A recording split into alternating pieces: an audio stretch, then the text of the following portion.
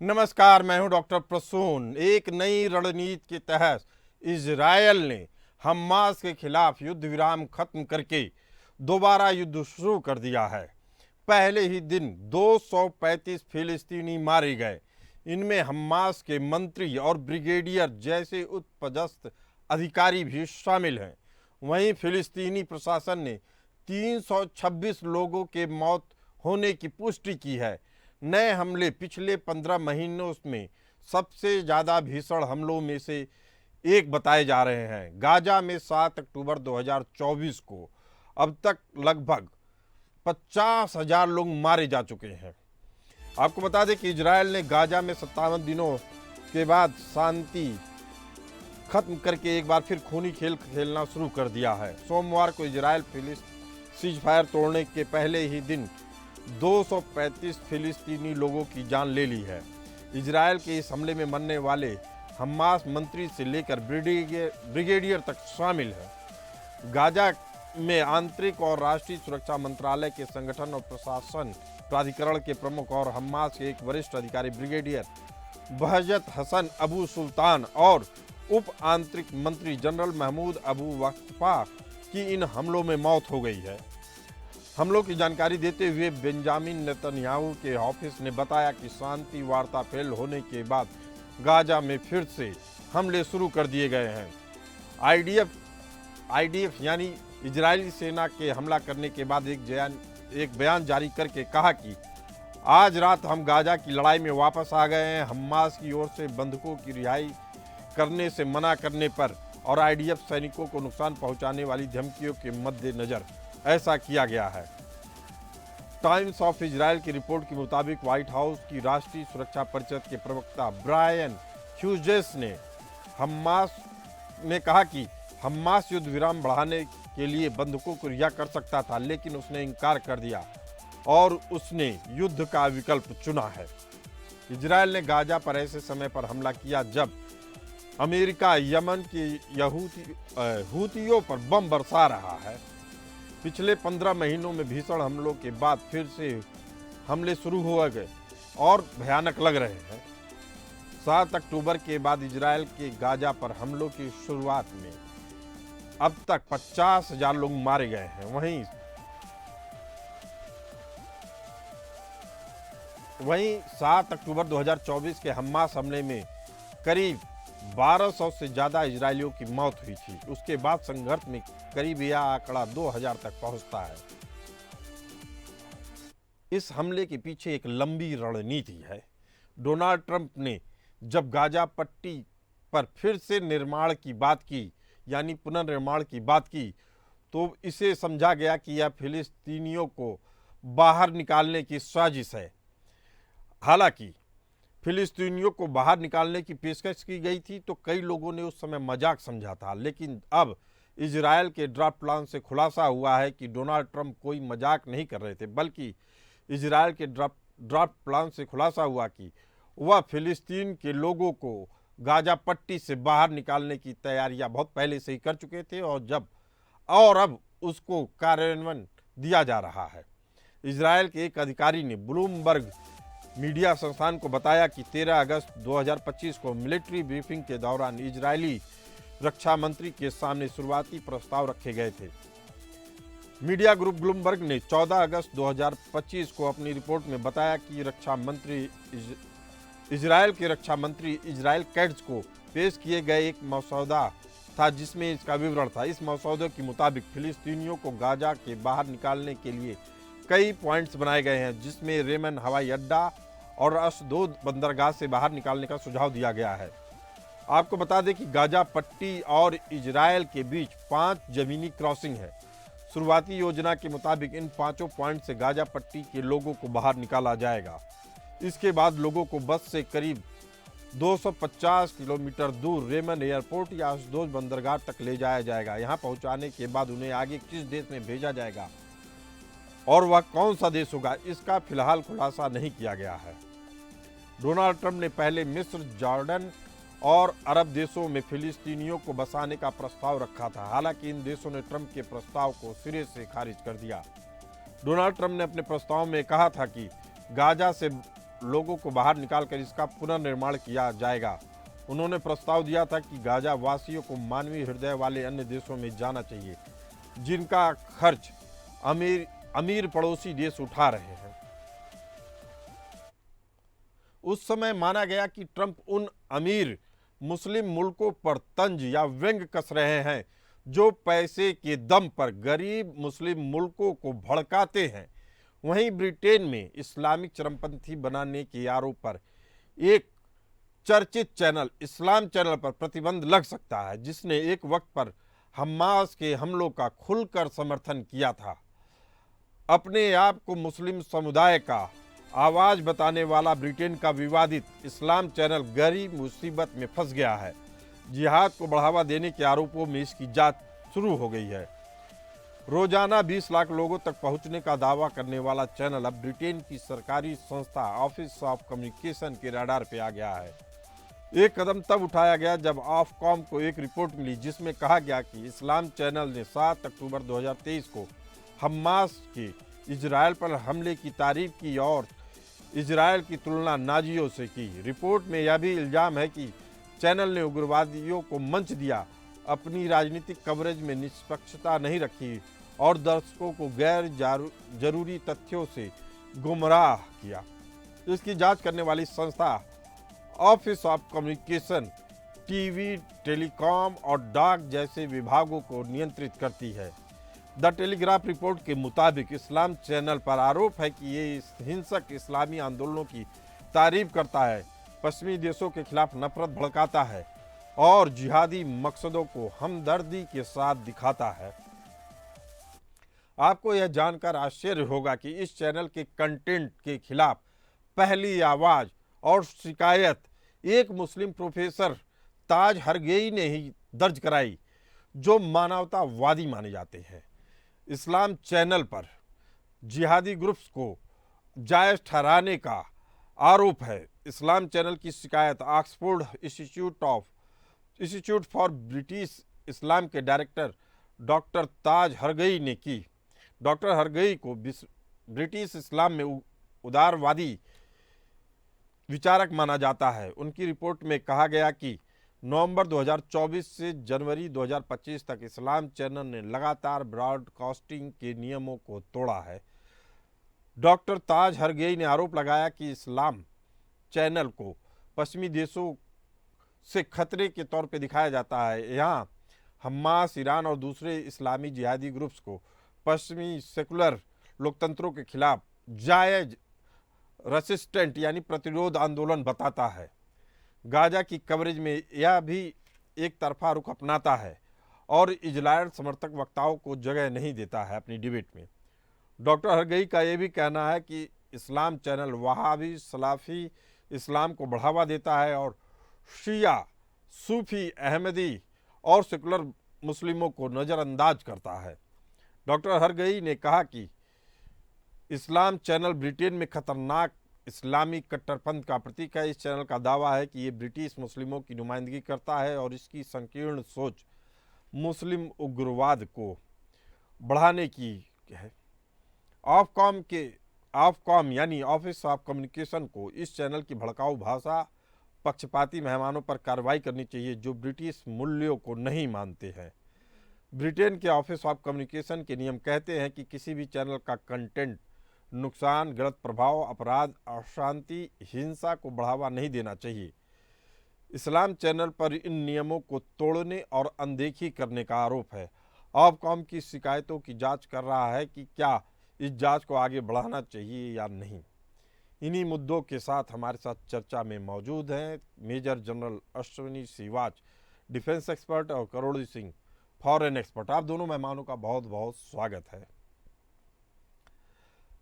पहला सवाल major general Ashwini Shivaji से,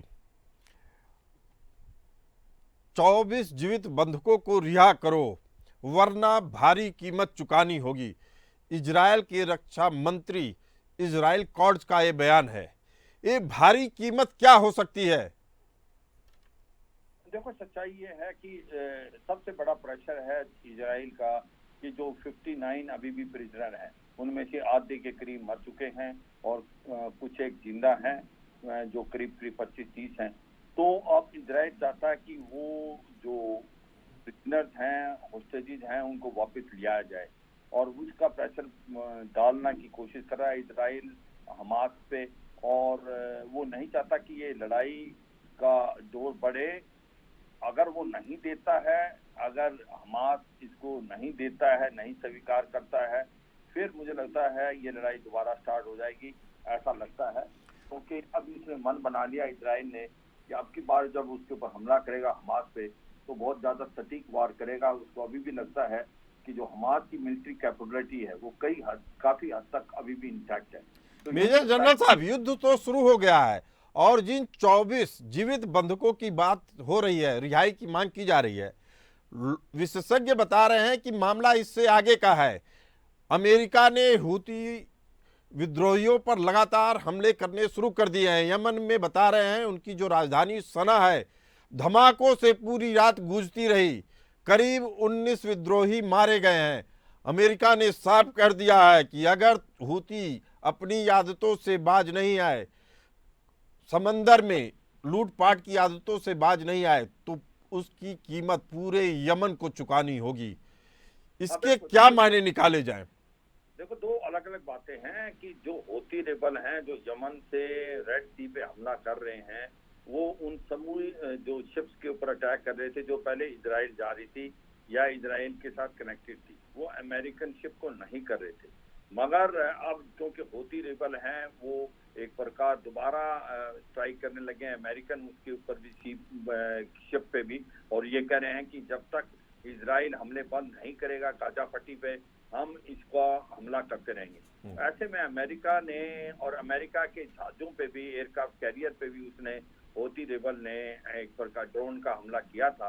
तो अब अमेरिका ने भी पूरा ठान लिया है कि जो हूती रेबल हैं उनका खात्मा करना है, और इसीलिए अब ये लड़ाई बहुत ज्यादा जोरों से जाएगी। अब अमेरिका की अगर देखी जाए कार्रवाई, तो केवल वह गाजा पट्टी तक नहीं रुका है, केवल हूती तक नहीं रुका है, हमास को निशाना बना रहा है, हूती को बना रहा है, ईरान को धमकी दे रहा है, सीरिया लेबनान तक उसकी लड़ाई पहुंच चुकी है। यानी 4 या 5 मुल्कों को एक साथ इस युद्ध में घसीटा जा रहा है। क्या मेरी ये शब्दावली सही है मेजर जनरल अश्विनी जी? ना, ये नहीं है। देखो, वो किसको करना चाहता है, उसको उसका मेन टारगेट ईरान है, क्योंकि उसको मालूम है कि जो ईरान है वो एक प्रॉक्सी तैयार करता है। हमास, हिजबुल्लाह और हूती उसकी प्रॉक्सीज है। अभी किसी हद तक उसने हिजबुल्लाह को डिग्रेड कर दिया था मिलिट्री, किसी हद तक उसने हमास को भी किया, मगर हूती रेबल तो काफी इंटैक्ट है।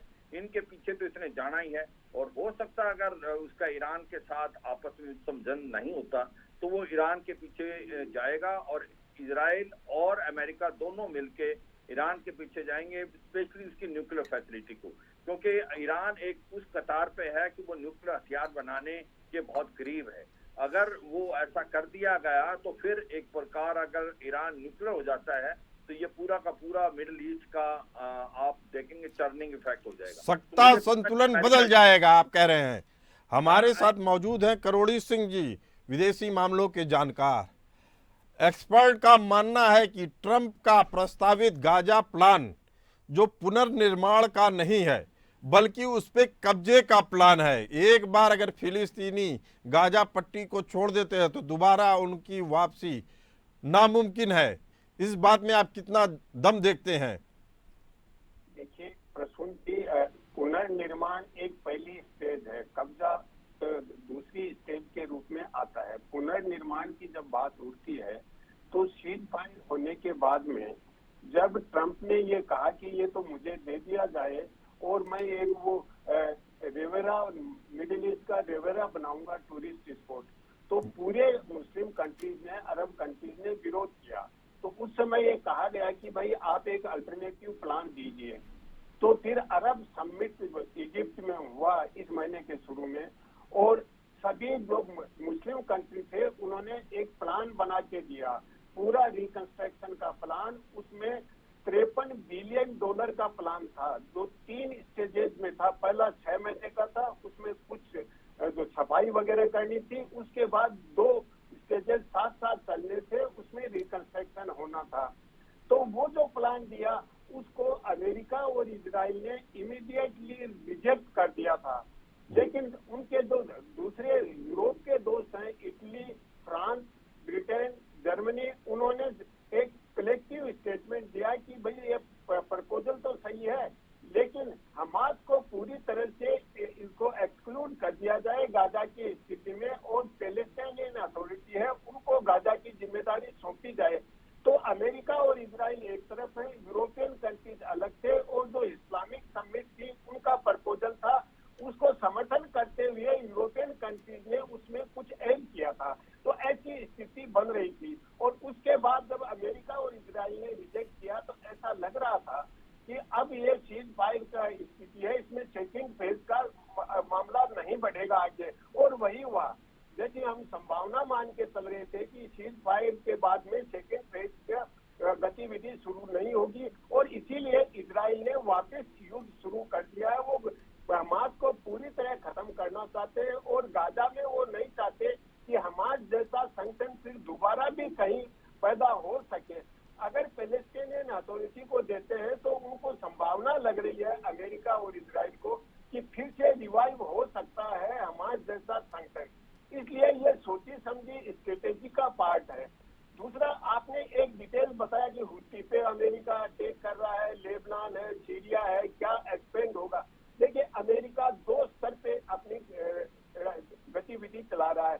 एक तो उन्होंने हुती जो विशेष रूप से उनकी स्ट्रेटेजी है वो समुद्री डाकों वाली स्ट्रेटेजी है, तो उसको वो खत्म करना चाहते हैं। वो चाहते हैं कि सप्लाई चेन है, ट्रेड है, वो चलता रहे। और दूसरा, वो ये चाहते हैं कि लेबनान में इजराइल की मिलिट्री अभी भी है, तो लेबनान वाले कहते हैं कि इजराइल को अपनी मिलिट्री को विड्रा करना चाहिए। जैसी समझ हुई थी, जैसी अंडरस्टैंडिंग थी, इजराइल ने अभी तक नहीं की है। तो ऐसी स्थिति में लगता है एक्सपेंड होगा। दूसरी तरफ कूटनीतिक तरीके से अमेरिका ये मान के चलता है कि इनका लाइफ लाइन है, जितने संगठन है इनका ईरान है, तो ईरान को कूटनीतिक तरीके से आइसोलेट किया जाए। तो इस कूटनीति में इजिप्ट, जॉर्डन, यूएई, बहरीन, ये तो ऑलरेडी अमेरिका के साथ है, लेकिन सऊदी अरब, टर्की पे कुछ संदेह है। तो अब अमेरिका सऊदी अरब और टर्की पे फोकस कर रहा है कि उनको भी ईरान से बिल्कुल दूर कर दिया जाए, ईरान को आइसोलेट किया जाए, ईरान को आइसोलेट कर दिया जाए। लेकिन जो अभी ट्रंप के बयान सामने आ रहे हैं वह पूरी तौर पे गाजा में जो मौत का तांडव खेला जा रहा है उसके लिए पूरी तरीके से अरब मुल्क, जितने भी अरब मुल्क हैं उन सबको जिम्मेदार मानता है, और कह रहा है आप ही ने फंडिंग की थी, अब आपको ही इसकी जिम्मेदारी उठानी है। अगर आप जिम्मेदारी नहीं उठा सकते, और जिम्मेदारी का मायने उसके लिए है कि फिलिस्तीन के जितने भी लोग हैं उनको आप अपने यहाँ बसाइए, उनकी व्यवस्था करिए, और गाजा पट्टी को नए तरीके का ग्लोबल सिटी बनाया जाएगा ताकि हमेशा से आतंकवाद को खत्म किया जा सके। आपको क्या लगता है करोड़ी सिंह जी कि गाजा का भविष्य क्या इसी तरीके से तय होगा या कुछ और भविष्य है गाजा का? देखिए, ट्रंप का जैसा स्टाइल है कि जैसे ट्रेड नेगोशिएशन करते हैं, कॉमर्शियल नेगोशिएशन होते हैं, तो उसमें आप मैक्सिमम डिमांड कर लीजिए और फिर आप समझौता कीजिए। यही वो यूक्रेन के केस में कर रहे हैं, जेलेंस्की के साथ जिस तरह की बातचीत की, और यही गाजा को लेके वो मैक्सिमम मांग रहे हैं। तो जब गाजा के लिए उन्होंने कहा कि मैं इसको डेवलप करूंगा और यहाँ के लोग हैं उनको डीपॉपुलेट करेंगे, दूसरे देश बताएं, तो पूरे अरब कंट्रीज में विरोध हुआ। तो उन्होंने कहा अल्टरनेटिव प्लान दीजिए, और यही हालत उन्होंने यूक्रेन में किया है। तो मैक्सिमम मांग लो, और वो मैक्सिमम नहीं मिलेगा तो कुछ कम करके फिर समझौता कर लो। तो ये जो पीस बिल्डिंग की ट्रंप की स्टाइल है, मेरे ख्याल से ये लग रहा है कि कंप्लीटली डीपॉपुलेटेड करना, पूरे गाजान को निकालना, इसके लिए मुझे नहीं लगता कि अरब कंट्री तैयार होंगे। तैयार भले से ना हो, लेकिन जिम्मेदारी उन्हीं पे थोपी जा रही है। कहा जा रहा है फिलिस्तीनियों को तो आपको बसाना ही होगा, वो भी अपने घर में, चूंकि आप अभी तक इनको हिंसा के लिए, आतंकवाद के लिए पैसे देते रहे हो। इसके बाद आप देखेंगे पूरे यूरोप में कट्टरपंथी मुस्लिम गुटों के खिलाफ, इवन चैनलों के खिलाफ, मीडिया ग्रुप के खिलाफ भी कार्रवाई शुरू होती दिख रही है। जैसे ब्रिटेन में दिखा गया कि इस्लाम चैनल या जिहादी ग्रुपों को भड़काता था। सवाल फिर उठता है, मेजर जनरल अश्विनी शिवाजी, आपको क्या लगता है कि गाजा का भविष्य किधर जा रहा है? देखो, गाजा में सच्चाई है, पैलेस्टाइन दोबारा वहां नहीं रह पाएंगे, ये सच्चाई है, क्योंकि जो हुआ है 7 अक्टूबर को वो दोबारा रिपीट इजराइल नहीं करना चाहता। अगर वहां पर पैलेस्टाइन दोबारा जाते हैं और फिर हमास दोबारा वहां पर अपना पनप सकता है, और जिस प्रकार से उसने टनल डिफेंस बना रखी थी, यही नहीं कि उसने गाजा पट्टी में, इवन जो कि उसने हिजबुल्लाह ने लेबनान में बनाई थी, तो ये तो सच्चाई है कि जो पैलेस्टीन हैं वो अब गाजा पट्टी में शायद मुश्किल है उनका रहना। जिस प्रकार से बताया गया कि इजिप्ट और जॉर्डन जो हैं वो इनको माने, और इजिप्ट और जॉर्डन की तरफ से काफी रेजिस्टेंस है। और अब नया जो प्रपोजल आया क्योंकि सीरिया की तरफ से, क्योंकि सीरिया में जो अमेरिकन की देखने वाली अभी गवर्नमेंट आ गई है, वो हो सकता है सीरिया एक जगह हो सकती है जहां पर पैलेस्टाइन की जो 20 लाख हैं लोग, इनको भेजा जाए। देखो, सच्चाई है कि इजराइल और अमेरिका एक बड़े क्लियर पॉलिसी से आ रहे हैं। उन्होंने ये मन बना लिया है कि आने वाले समय में जो भी ये थ्रेट है मिडिल ईस्ट में, इसको हमने दूर करना है। वो थ्रेट कौन कौन सी हैं? एक तो उनको पता है ईरान है, और ईरान की जो ये प्रॉक्सी है हिजबुल्लाह, हूती और हमास, इन तीनों को उसने खत्म करना है। और इराक और सीरिया में जो इनके मिलिशिया हैं, फिर वो उनके पीछे जाएंगे। ये सच्चाई है कि कहीं ना कहीं अमेरिका चाहता था कि ईरान से कुछ समझौता हो जाए, क्योंकि डोनाल्ड ट्रंप नहीं चाहते कि ज्यादा लड़ाई हो, मगर क्योंकि ईरान ने उसको मानने से मेजर जनरल साहब, आप बेहद अहम बात बता रहे हैं, लेकिन फिर अगर माना जाए कि फिलिस्तीन का गुनाहगार कौन है, तो क्या ये अमीर गल्फ कंट्रीज हैं, जिसमें सऊदी अरब से लेके, जॉर्डन से लेके, कतर से लेके तमाम ऐसे देश शामिल होते हैं, मिस्र तक, तुर्की तक, कि जिन्होंने आतंकवाद के लिए फिलिस्तीनियों को पैसा दिया। अब जब वो मारे जा रहे हैं तो उनको अपने यहाँ शरणार्थी के तौर पर लेने से मना कर रहे हैं, जबकि दूसरे मुल्कों में, खासकर ईसाई मुल्कों में, या कहा जाए ऐसे ही तत्वों को भारत में भी लेने पे तमाम तरह के विवाद देखने को मिलते हैं।